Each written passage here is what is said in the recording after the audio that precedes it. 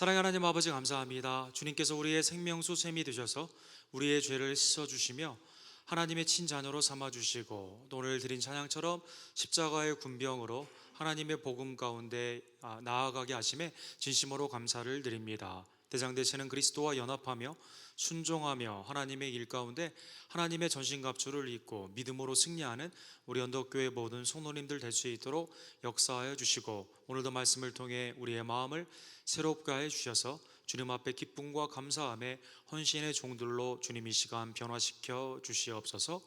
예수 그리스도의 이름으로 간절히 기도드립니다. 아멘.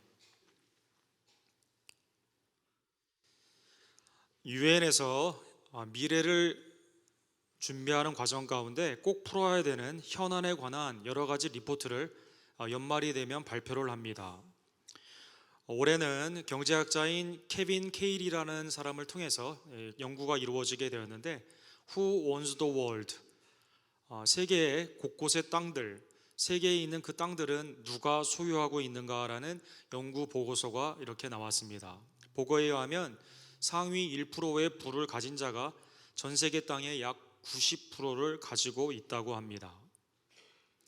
이러한 현상은 자본주의가 있는 모든 나라뿐만 아니라 중국과 러시아처럼 공산주의나 사회주의 있는 나라에서도 매우 극심하게 나타나는 현상인 것입니다.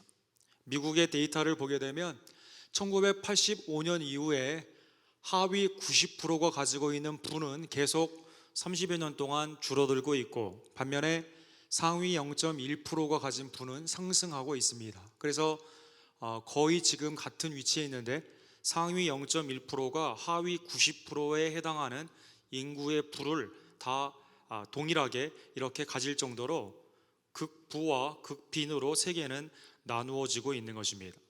이러다 보니 세대 간의 갈등, 계층 간의 갈등, 또 수많은 직장, 또 실업 여러 가지 문제들이 이 가운데 일어나게 되고 세계관이 극부를 향해 나아가지 못하는 그러한 절망 가운데 많은 사람들이 소망을 찾지 못하는 그러한 모습으로 세계는 변화되고 있는 것입니다.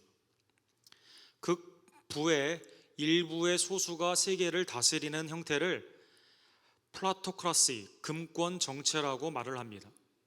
이러한 현상은 오늘날에 있었던 현상뿐만 아니라 인류의 역사 가운데 특별히 1세기에 예수 그리스도께서 계셨던 유대 땅, 식민지 그 땅에 더욱 심하게 나타났습니다. 로마는 사내들인 공회라는 70명 정도 되는 그러한 지도자들을 통해 여러 자치에 그러한 자유를 맡겼습니다. 그러다 보니 이 사내들인 공회에 들어가게 되면 막강한 권력을 행사할 수 있었던 것입니다. 모든 것을 가지게 되는 극소수가 그 나머지를 압제하고 통치하는 이러한 금권 정치의 모습이 예수님 당시에 매우 극심했던 것입니다. 헤롯 땅, 제사장파, 사두개파, 바리새파 이러한 사람들이 모든 금권을 다 가지고 있습니다. 권력을 가지고 있습니다. 공회를 통해 사람을 억울하게 죽이기도 하고 강탈하기도 하는 것입니다.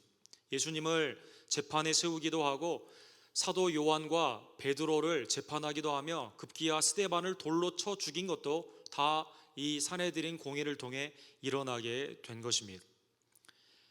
이러한 현상이 극심하다 보니 하나님의 마땅한 보호의 대상이 되어야 되는 일반 백성들, 고아나 과부나 가난한 나그네와 같은 사람들은 여기에 혜택을 전혀 받지 못하고 있었습니다. 해마다 6월절 절기가 되면 요세퍼스에 의하면 약 30만 명에서 40만 명의 순례객들이 세계에서 모여들었다고 합니다. 예수님은 성전에 들어가 하나님의 나라, 그것은 지금의 성전의 모습이 아닌 진정한 공의와 은혜의 하나님이 다스리는 나라임을 알려주며 부활의 그 모습을, 천국의 모습을 사람들에게 성전에서 가르치신 것입니다.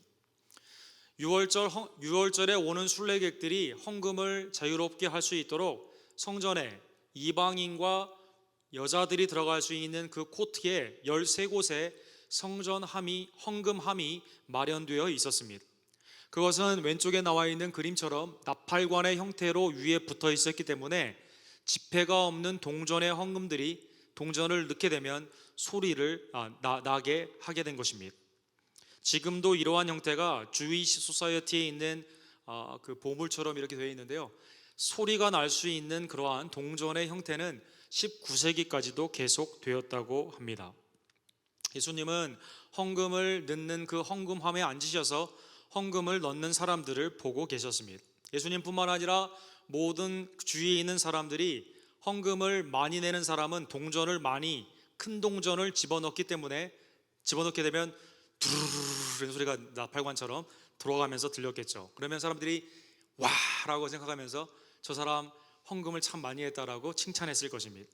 그러나 작은 헌금, 동전이 작거나 수가 적게 되면 땅 소리가 한번 난다던가 땅땅 2번 정도 소리가 나면 사람들이 무시하는 그러한 모습이 나타나게 된 것입니다. 당연히 헌금의 모습이 이렇게 사람들에게 보여지는 형태로 되어 있었기 때문에 헌금이 하나님이 아닌 사람들에게 인정을 받는 하나의 수단, 외식의 수단으로 전락하게 된 것입니다.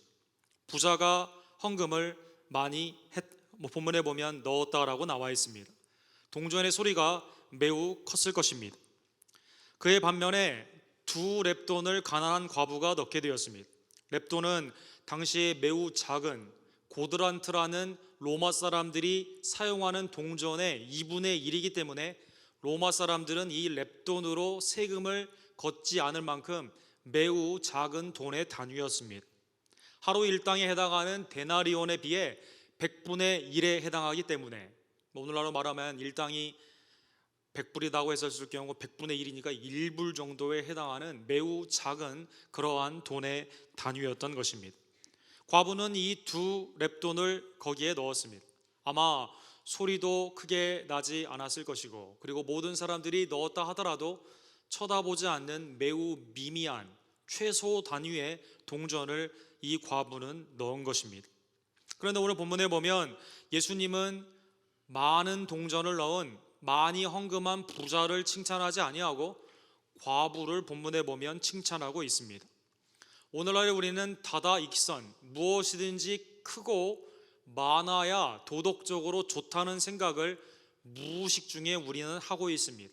그래서 비싼 차를 우리도 모르게 거기에 도덕적인 관념을 넣어 뭐라고 말합니까? 좋은 차다라고 말을 합니다. 직장에서 그 하는 일이 무엇인지는 따지지 않고 금액, 연봉이 높게 되면 좋은 직장이다라고 말을 합니다. 집도 그 가정이 화목하냐 화목하지 않느냐가 아니라 집의 그 모습이 화려하고 비싼 가치가 있으면 우리는 좋은 집이다라고 말을 하는 것입니다. 교회의 규모도 우리는 때론 그렇게 판단할 때가 있습니다. 큰 교회는 좋은 교회로 생각이 됩니다. 작은 교회, 성도가 적으면 문제가 있는 교회라고 우리도 모르게 어느덧 생각한다라는 것입니다. 그러나 예수님의 관점은 오늘 본문에 보면 달랐습니다. 이르시되 내가 참으로 너희에게 말하노니 이 가난한 과부가 다른 모든 사람보다 많이 넣었다라는 것입니다. 예수님의 어머니 마리아 또 요셉 그 스텝파더로 생각할 수가 있을까요? 예수님이 성령을 잉태를 통해 마리아를 통해 나왔기 때문에 요셉이 정원한 그 가정 가운데 태어났는데요. 요셉의 생애는 성경 가운데 많이 언급이 되어 있지 않습니다. 그래서 많은 성경학자들은 마리아도 과부가 되었을 것이다라고 추측합니다. 또 예수님의 그러한 사역들을 보게 되면 특별히 가난한 자와 과부들의 관심이 많이 있었는데 오늘 본문에 보면 특별히 2렙돈을 넣은 그 과부에 대해 주의 깊게 예수님은 관심을 가지고 칭찬하신 것입니다. 시편 11편 4절에 보면 하나님은 우리의 마음을 감찰하십니다. 여호와께서는 그의 성전에 계시고 여호와의 보좌는 하늘에 있으며 그의 눈이 인생을 통촉하시고 그의 안목이 그들을 감찰하시는도다. 하나님은 우리의 인생을 통촉하시고 그의 안목이 우리의 심령을 감찰하여 주시는 것입니다. 인간은 외모, 특별히 규모에 있어서 도덕관념을 넣어 좋다, 좋지 않다, 선하다, 나쁘다라는 생각을 하게 되지만 그러나 하나님은 규모, 크기에 있는 것이 아닌 심령의 삶 가운데 어떠한 것을 하나님 앞에 헌신하였는가를 가지고 하나님은 판단을 하여 주신다라는 것입니다. 인간의 생각과는 다른 하나님의 그 생각이 오늘 예수님의 말씀을 통해 오늘 표현된 것입니다. 가난한 과부가 칭찬을 받는 이유도 예수님은 말씀하여 주십니다. 저들은 그 풍족한 중에서 헌금을 넣었거니와 이 과부는 그 가난한 중에서 자기가 가지고 있는 생활비 전부를 넣었느니라 라고 예수님이 설명하여 주신 것입니다. 저들이라 표현되어 있는 부자들은 누구일까요? 누가복음 21장 앞부분에 보게 되면 그것은 당시의 권력을 가지고 있었던 제사장들과 바리새인들과 서기관들과 사두개인으로 볼 수가 있습니다. 그들은 불의 가운데 축적을 했습니다. 하나님이 아닌 돈을 더 사랑하고 수많은 사람들의 그 삶의 종교의 의식을 가지고 그러한 돈을 버는 더러운 일을 추구했던 사람들이었다는 것입니다. 불의에 축적한 많은 재산 중에 일부를 드림으로 말미암아 수많은 사람들에게 인정을 받는 헌금에 있어서의 외식을 나타내는 자기의 의를 드러내는 그러한 사람들이었다는 것입니다. 주님은 그러한 헌금을 낸 자를 축복하지 아니하시고 오히려 고아와 더불어 하나님의 보호의 대상이지만 생활비의 전부를 넣은 가난하지만 그럼에도 불구하고 모두를 드린 이 여인을 칭찬하여 준 것입니다. 오늘 본문 5절에 보면 그 성전이 많은 사람들에게 그 규모 가운데 감동을 주었다라고 말하고 있습니다. 마가복음에 보면 제자들은 갈릴리 그 어촌 매우 그 가난한 동네의 출신들 아닙니까? 그들은 성전의 규모에 압도를 당했습니다. 성전을 가리켜 이 아름다운 돌과 헌물로 꾸민 것을 말하며 예수께서 이르시되, 마가복음에 보면 주님 참 크죠? 멋있죠라고, 이 돌 좀 보세요라고 제자들이 예수님께 막 익사이링 해가지고 말한 부분이 있습니다. 겉은 화려한 헤롯 성전 가운데 많은 사람들은 압도당했다라는 것입니다. 헤롯 자신은 하나님을 섬기는 자가 아니었습니다. 이두메인이었던 그는 사실은 더 큰 별장, 자기의 궁전을 성전보다 더 크게 짓고 그리고 부스러기 하나를 던져주는 것처럼 종교 지도자들에게 성전의 증축을 40년 동안 끌면서 증축을 하게 된 것입니다. 겉보기에는 보기에는 화려했지만 이거를 지은 자는 하나님을 경외하는 자가 아니었다는 것입니다. 더 심각한 것은 하나님을 믿고 성전에 봉사하는 자들의 타락이었습니다. 마가복음 11장 17절에 보면 이에 가르쳐 이르시되 기록된 바 내 집은 만민이 기도하는 집이라 칭함을 받으리라고 하지 아니하였느냐? 너희는 강도의 소굴을 만들었도다 하시매. 하나님 앞에 합당한 예배, 기도가 올려져야 되는 그 성전이 장사의 소굴로, 강도의 구렬로 되는 그러한 타락이 그 가운데 있었던 것입니다. 성전의 장사는 막대한 이익을 당시 기독권들에게 가져다 주었습니다. 수많은 장사치들이 예배라는 이유를 통해 극단적인 그 이득을 누리게 되는 그 프로핏 마진을 가지고 사람들을 압제하는 강도의 소굴이 되었다는 것입니다. 참 예배, 참 기도가 사라진 그곳은 속이 겉으로는 어땠는지는 모르겠지만 속이 완전히 썩어 있었던 것입니다. 누가복음 20장 47절에 보면 서기관들은 이런 과부의 가산을 삼켰다라고 말하고 있습니다. 외식이 가득한 그들은 길게 기도하고 또 사람들에게 많은 좋은 인상을 받기 위해 보이는 신앙으로 나타났지만 결국 가난하고 어려운 과부와 고아들의 가산을 삼켰던 것입니다. 겉은 화려했지만 속은 썩어버린 헤롯 성전. 수많은 사람들이 자기의 의 가운데 헌금을 하고 있는 그때 생활비의 전부를 하나님께 의지하며 이 과부는 드렸던 것입니다. 겉은 화려하고 속은 썩은 성전은 하나님의 심판을 받게 됩니다. 오늘 보면 6절에 보면 너희 보는 이것들이 날이 이르면 돌 하나도 돌 위에 남지 않고 다 무너지리라 라고 예수님은 말씀한 것입니다. 건물이 아무리 좋으면 무엇하겠습니까? 그곳에 하나님의 임재, 그 가운데 예배를 드리고 기도하지 않는다면 그 건물은 하나님의 심판의 대상이 되는 것입니다. AD 70년에 당시에 전술이 뛰어났던 디도 장군이라는 사람이 유대 땅에 정벌을 나서게 됩니다. 그리고 가차없이 예루살렘의 성전을 불을 태우고 거기에 있는 성전의 기구들을 다 로마로 가져오게 됩니다. 비아 세크라라고 하는 로마 근교에 들어가게 되는 그 길 위에 개선문을 만들 때 디도 장군의 이러한 예루살렘에서 가져오는 성전의 기구를 거기에 새기기를 원한 것입니다. 그래서 지금도 저렇게 로마에 있는 그 개선문에 그 디도의 그 장군의 개선문에 저렇게 기록되어 있죠. 거친 화려한 성전은 이렇게 심판을 당하게 되는 것입니다. 하나님의 은혜를 잊어버리고 하나님 앞에 마땅한 예배와 기도가 없고 하나님의 참 사역을 하지 않는 그러한 건물이 아무리 화려하더라도 옛날의 성전, 지금의 교회는 다 하나님의 심판의 대상이 되는 것입니다. 자, 그러면 우리에게 이러한 질문이 생기게 됩니다. 생활비의 전부를 드렸던 이 과부는 그 다음 날 아니면 그 다음 달 남은 생애를 어떻게 살았겠느냐라는 것입니다. 아니, 생활비를 다 드리면 어떡합니까? 일부는 세이브 하든지 또 잘 계산해서 미래를 잘 예측을 해가지고 살아야지 그것을 다 헌금으로 드리면 어떻게 된단 말입니까? 이후에 이 가난한 과부가 어떻게 살았는지는 성경에 기록되어 있지 않습니다.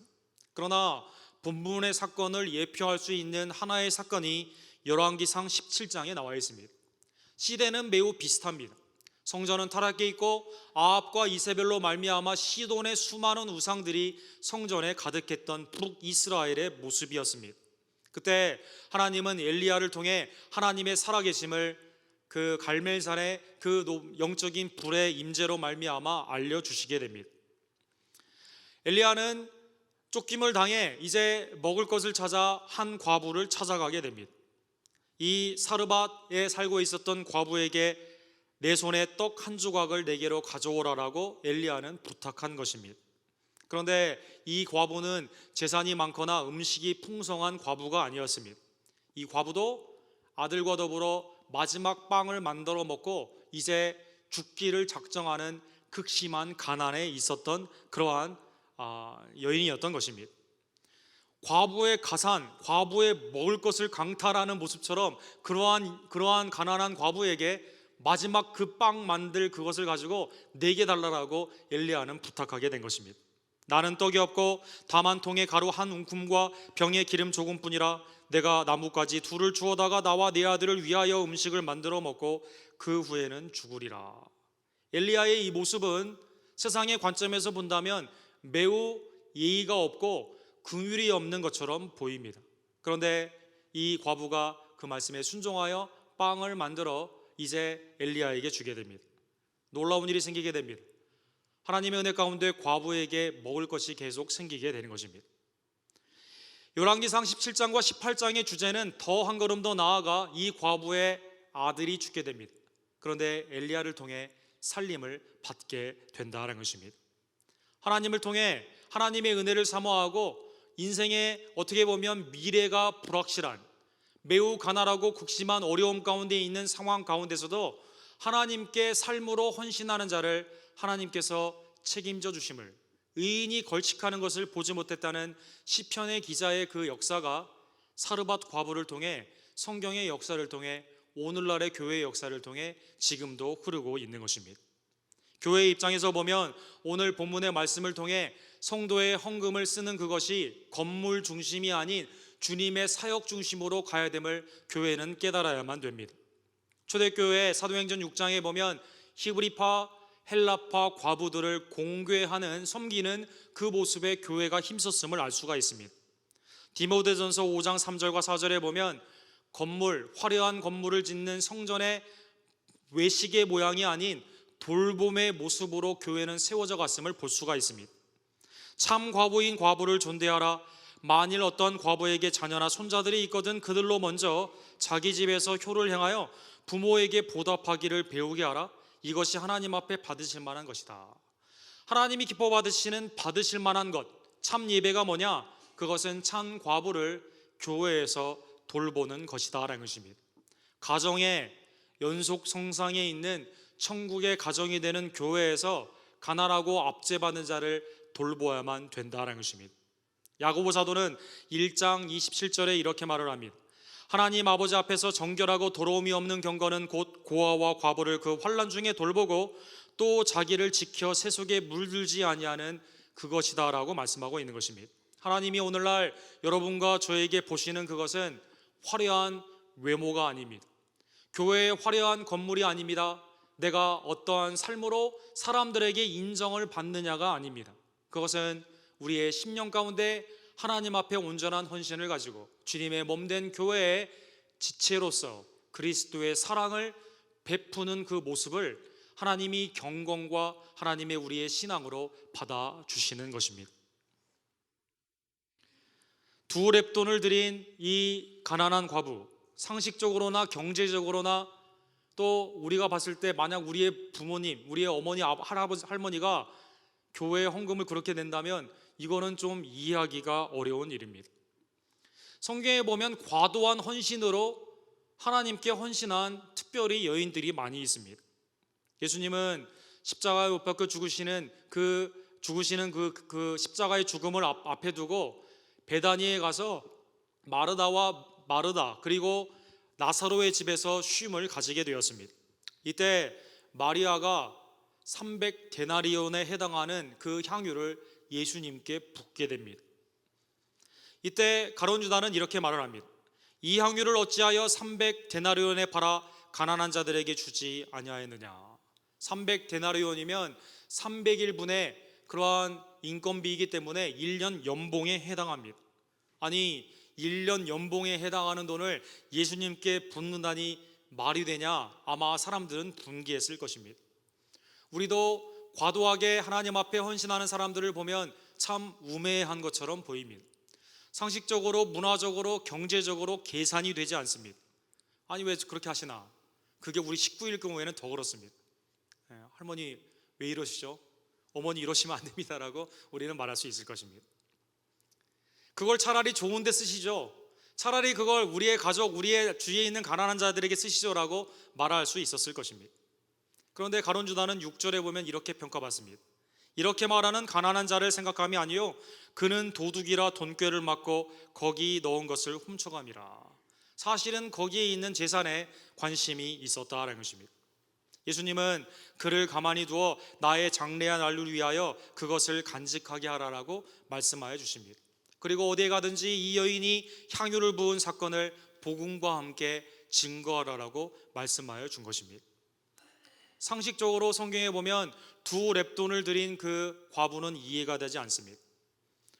경제적으로 우리의 손익분기점으로 생각해 보면 이러한 삶은 매우 우매하고 허비로 그의 인생이 낭비된 것처럼 보인다라는 것입니다. 사랑하는 성도 여러분, 그런데 성경은 상식이나 경제적인 수치로 계산할 수가 없습니다. 상식과 경제적인 수치로 계산이 제일 되지 않는 성경에 가장 이해가 되지 않는 것은 예수 그리스도의 헌신입니다. 예수님은 하늘 보좌를 버리시고 이 땅에 우리를 위해 십자가를 지셨습니다. 여러분과 제가 바리새인보다 더 경건합니까? 사두개인보다 더 신학적입니까? 대제사장들보다 하나님에 대해 더 많은 것을 알고 있습니까? 어쩌면 우리도 돈에 대한 욕심, 하나님이 아닌 돈보다 더 사랑하는 매우 악한 죄인들 중에 괴수일지 모릅니다. 그런데 주님은 여러분과 저를 위해 그의 인생을 하나님께 화목제물로 드려주신 것입니다. 인자가 온 곳은 섬김을 받으려 함이 아니라 도리어 섬기려 하고 자기 목숨을 많은 사람의 대속물로 주려 함이라. 우리는 주님을 위해 한 것이 없는데, 죄와 악밖에 없는데 하나님은 아들을 보내주셔서 그의 아들의 화목제물로 말미암아 우리의 죄를 사하여 주신 것입니다. 빌립보서 2장에 보면 그는 근본 하나님의 본체이시나 하나님과 동등됨을 취할 것으로 여기지 아니하시고 사람의 모양으로 나타나사 자기를 낮추시고 죽기까지 복종하셨으니 곧 십자가에 죽으심이라 라고 말씀하십니다. 예수님은 하늘 보좌를 버리시고 여러분과 저를 위해 십자가에서 그의 생명을 바쳐 주신 것입니다. 경제적으로 이해가 되지 않고 상식적으로 납득이 되지 않습니다. 그러나 하나님의 놀라운 자비와 사랑 가운데 그리스도는 우리를 위해 그의 생명, 마지막 땀 한 방울, 피 한 방울까지 우리를 위해 헌신하여 주신 것입니다. 이 헌신이 이해가 되지 않으면 우리는 주님 앞에 헌신할 수가 없습니다. 이 은혜를 깨닫지 못하면 주님 앞에 온전히 우리의 삶을 드릴 수 없다라는 것입니다. 남북 전쟁을 배경으로 하는 쉐난도 밸리, 버지니아와 웨스트 버지니아에 있는 굉장히 아름다운 곳이죠. 거기에 있는 큰 그 대가족, 그 제임스 스튜어트가 그 역을 하고 있었던 그 대가족의 모습을 그린 영화가 있습니다. 제임스 스튜어트가 가부장, 아주 그 고집이 세고 자녀들에게 명령을 하고 엄격하게 키우는, 그리고 왜 남북 전쟁이 일어났으며 아이들은 왜 군대에 가야 되는지 끝까지 저항을 하는 그 모습이 이 영화의 주제가 됩니다. 추수감사절이 되었어요. 추수감사절이 되었을 때 제임스 스튜어트가 다음과 같이 기도를 합니다. 이게 신학교에서는 이것을 쉐난도 프레어라고 하는데요. 기도의 내용은 이렇습니다.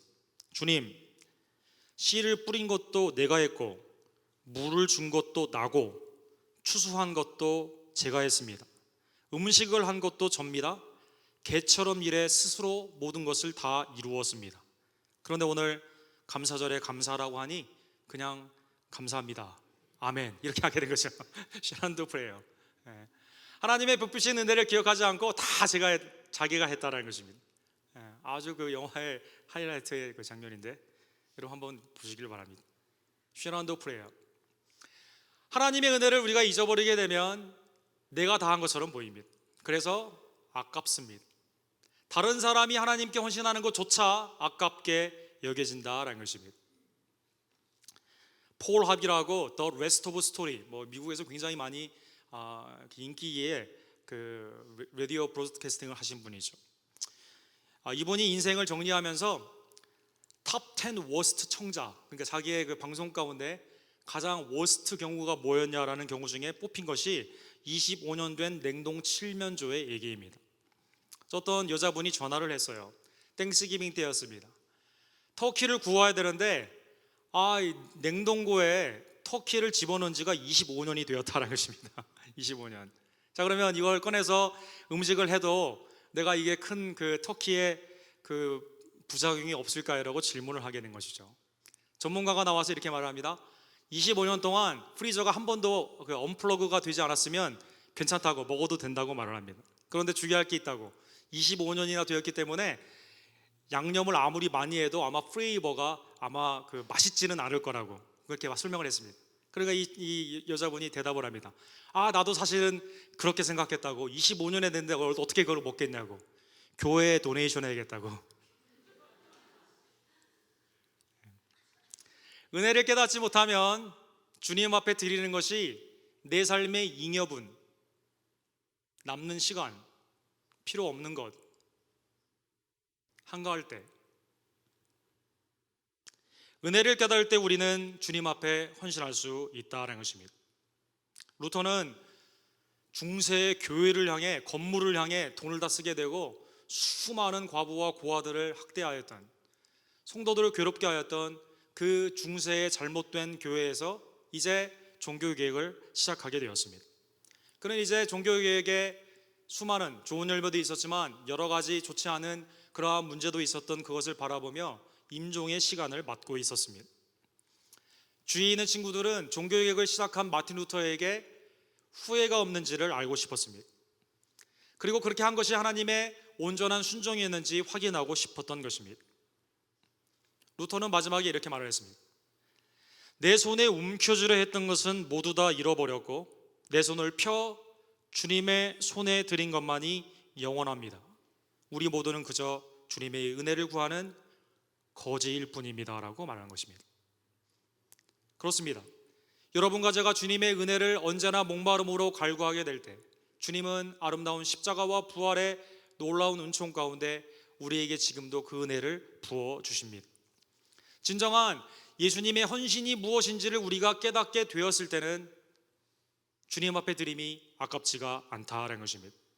주님의 받은 그 은혜를 온전히 깨달았을 때 우리는 주께 드릴 수가 있는 것입니다. 주님의 그 은혜가 얼마나 큰 것임을 깨닫게 되었을 때 우리의 헌신이 얼마나 작은 것임을 깨닫게 된다는 것입니다. 두 랩돈, 생활비를 다 하나님께 드린 그 과부 300데나리온 1년의 연봉을 주님 앞에 부은 그 여인, 더 놀랍게 그걸 넘어서서 모든 생명, 우리에게 모든 것을 주신 그 예수 그리스도의 헌신을 기억하며 주님 앞에 기쁨으로 헌신하는 하나님의 백성들이 되기를 간절히 원합니다. 사랑하는 하나님 아버지, 감사합니다. 하나님, 주님이 우리에게 얼마나 크신 은총으로 구원을 하셨는지 말씀을 통해 다시 한번 상고시켜 주심에 감사를 드립니다. 매일의 삶 가운데 나의 삶이 주님의 은혜가 아니면 살 수 없음을 다시 한번 깨닫고 주님께 은혜를 간구하는 하나님의 백성들이 될 수 있도록 역사하여 주시옵소서. 주께서 부어주신 십자가의 은혜, 또 부활의 은총이 얼마나 큰지를 다시 한번 깨닫고 매일 감사로 주님 앞에 헌신하는, 주님 앞에 기쁨과 감사함에 충만한 은총이 헌신으로 나타나는 참된 백성들 될 수 있도록 역사하여 주시옵소서. 예수 그리스도의 이름으로 간절히 기도드립니다. 아멘.